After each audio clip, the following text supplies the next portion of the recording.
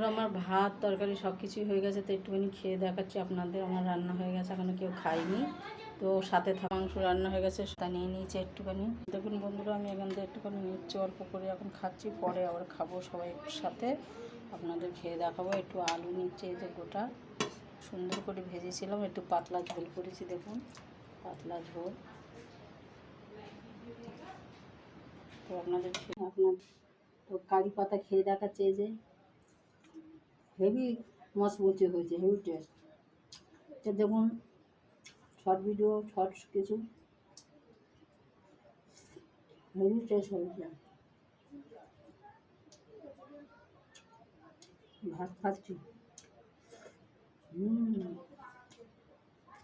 জল খেয়ে দেখাচ্ছি।